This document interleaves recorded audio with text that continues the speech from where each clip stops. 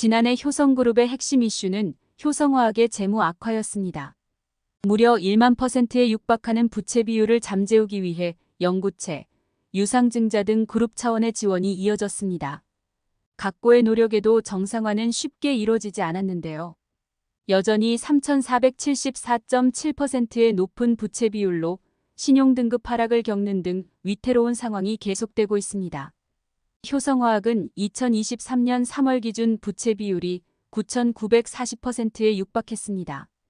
자산 가운데 은행 등 외부에서 조달한 차입금이 차지하는 비중인 차입금 의존도도 84.4%에 육박했습니다. 국내 기업들의 일반적인 부채 비율이 10만 200% 안팎, 차입금 의존도는 2030%인 점을 감안하면 상당히 높은 수준입니다. 급한 불을 끄기 위해 그룹 차원의 다양한 노력이 이어졌습니다. 효성화학은 재무구조 개선을 목적으로 지난해 2분기 중 토지 재평가를 실시해 1,500억 원의 자본을 확충했습니다. 지난해 3분기에는 1,000억 원 규모 신종자본증권을 발행해 회계상 자본으로 인정을 받았으며 이후 효성을 대상으로 한 500억 원 규모의 제3자 배정 유상증자도 실시했습니다. 하지만 효성화학의 재무부담은 좀처럼 줄어들지 않았습니다. 효성화학의 부채 비율은 지난해 9월 말 기준 3,474%입니다. 9,940%에서 크게 줄긴 했지만 여전히 높습니다. 차입금 의존도도 78%를 기록하고 있습니다. 과중한 재무부담에 효성화학의 신용등급은 하락했습니다. 신용평가사들은 지난해 6월 효성화학의 회사채 신용등급을 기존 A0에서 A-로 한 단계 하향 조정했습니다. 여기에 지난해 12월에는 등급 전망마저 안정적에서 부정적으로 내렸습니다. 효성화학의 재무 악화를 불러일으킨 건 베트남 법인이었습니다.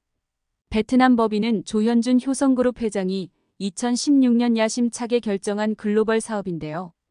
효성화학의 주력 제품인 폴리프로필렌의 수직 계열화를 완성하겠다는 뜻에서 총 1조 6천억 원을 투자해 액화석 유가스 탈수소 공정 프로필렌에 이르는 수직 계열화를 구축하겠다는 계획을 세웠습니다. 2018년 이를 위해 효성비나 케미칼을 설립했고 동남아 거점을 구축했습니다. 효성비나 케미칼은 2019년부터 2021년까지 순차적으로 생산시설을 완공하겠다는 계획을 갖고 있었는데요. 단계적으로 공정을 구축한 뒤 2022년부터 베트남 설비 수직 계열화를 마무리하고 이에 따른 큰 폭의 실적 성장을 기대했습니다. 하지만 실제 실적은 설비 수율 문제로 인해 무한 정기 보수에 돌입하면서 손실이 쌓이게 됐고 막대한 투자 비용으로 인해 부채 규모는 점점 더 커져만 갔습니다. 지난해 8월 베트남 법인은 설립 5년 만에 가동률 반짝 100%를 찍기도 했습니다. 가동률 증가에 힘입어 베트남 부문 실적은 지난해 3분기 12억 원의 첫 분기 흑자를 기록하기도 했습니다. 문제는 업계의 시선이 여전히 부정적이라는 점입니다.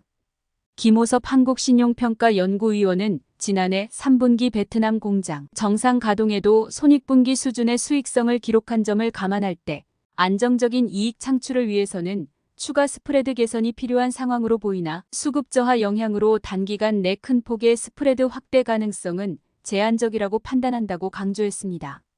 그러면서 베트남 석유화학단지는 동남아시아 시장의 성장성, 역외 제품 대비 우수한 가격 경쟁력, 수직 계열화된 생산체제 등 경쟁 우위 요인들을 확보하고 있지만 PDH 설비 안정화, 지연 글로벌 경기 둔화, 중국발 대규모 설비 증설에 따른 수급 저하 등으로 투자 성과 가시화가 지연되고 있는 상황이라고 말했습니다.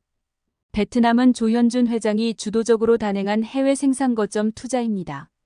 일각에서는 석유화학 산업이 중국의 대규모 증설 등으로 내리막길을 걷고 있는 가운데 단행한 대규모 투자라 더욱 아쉽다는 반응을 나타내고 있습니다. 2022년부터 대규모 영업 적자가 지속되고 있는 점도 우려되는 부분입니다. 효성화학은 2022년 3,367억 원의 영업 손실을 기록했습니다. 2021년 연간 기준 1,485억 원의 영업이익을 기록한 점과 비교하면 큰 폭의 실적 저하가 일어난 셈입니다. 지난해에도 적자 행보는 이어졌습니다. 지난해 3분기 누적 기준 영업 손실은 1,514억 원에 달했습니다. 엎친 데 덮친 격으로 금융 비용도 증가하고 있습니다.